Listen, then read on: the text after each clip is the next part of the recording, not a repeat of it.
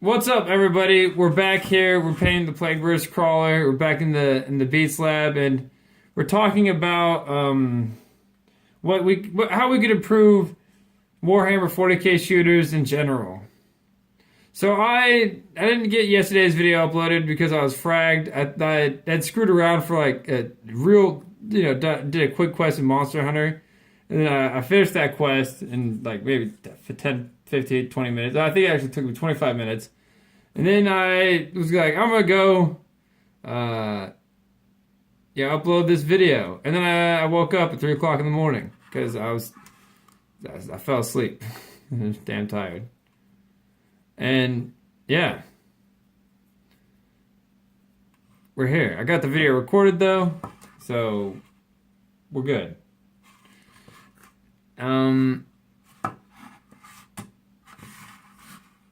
This right here is, what is it called? It's a mixture of leather brown and Terra. So the MSP leather brown and the game Army Painter game color Terra. There's a few things wrong with the Space Marine, Warhammer 40k Space Marine. But it was free, so, we're not going to look a gift horse in the mouth. What we're going to talk about, I'll do a full review later. But what I do want to speak about is the overall amount of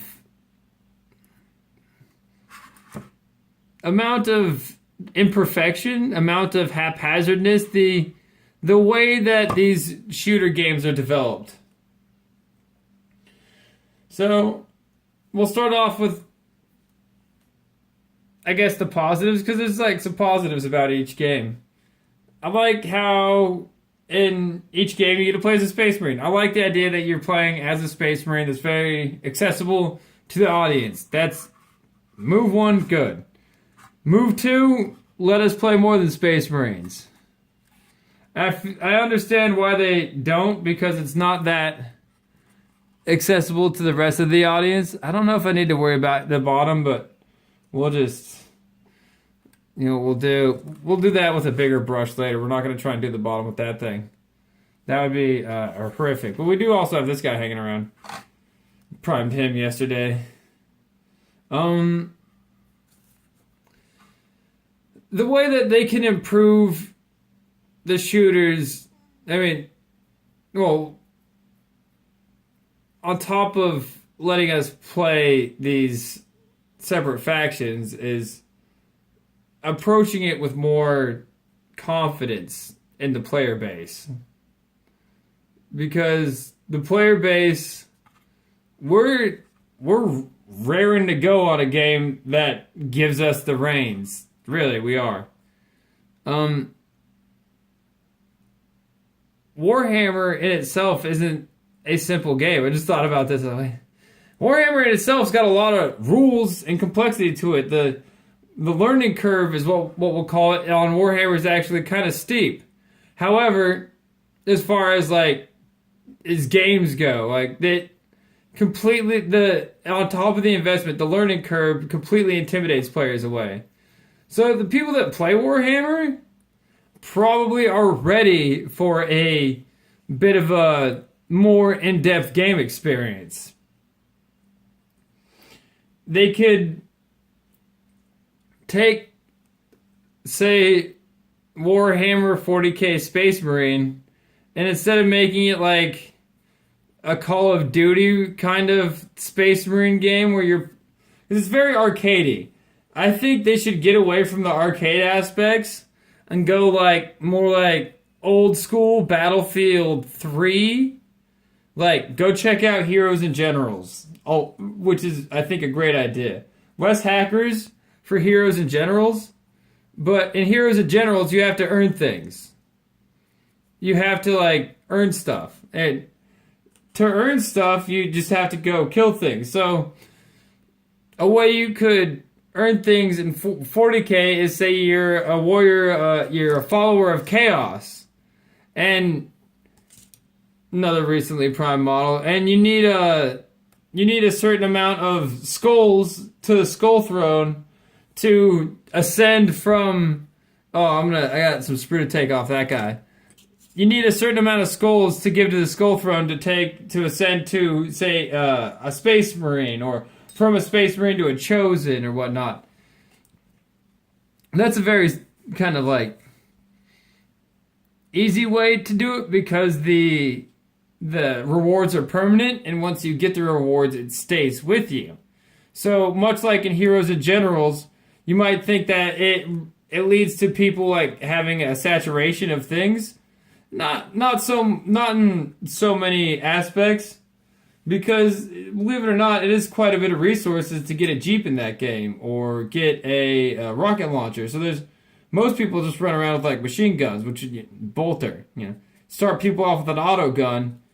Mostly everybody's just gonna run around with like a bolter and some crack grenades. Bolta, said it like I'm an oracle. Bolter and some crack grenades. I think that would be the case. Maybe eventually it would end up where everybody has super high tier weaponry in terms of like everybody's demon princes, but I think that might not be as much of a problem because in Heroes and Generals, not everybody had Jeeps. And I know that's sort of apples to oranges, but it actually is a fantastic game, and I think the game system could work great with Warhammer. We're using some model color Vallejo gold here. I think it could be a fantastic way to bring in a large map, 30 versus 30, 64 versus 64, old school style shooter where you play in the Warhammer universe, and you take the art style and grittiness of Space Hulk Deathwing, really fun, really gritty, really awesome art.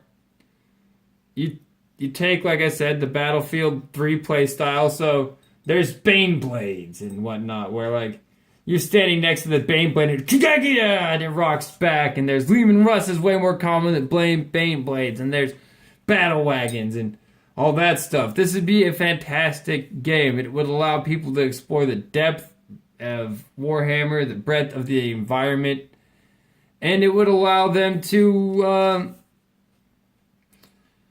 feel like they, I guess, participated in certain planetary struggles, right? Like, especially if you like give us battlefields that existed in the lore, because like World of Tanks is a great example for this. They give you things like the village of Povkorovka in Kursk, and like oh crap, I forget the other village in Africa. But they give you these actual places where battles actually happen, and for sure, it's not historically accurate because like there's a bunch of Russians and Germans and American tanks driving around together, blasting other Russians and American tanks. However, it's great fun because everybody feels like they got to participate in the battle, and they're like, I was there, I was blasting tanks in that village, man. So even if it's not what happened in the lore, let us participate in Cadia.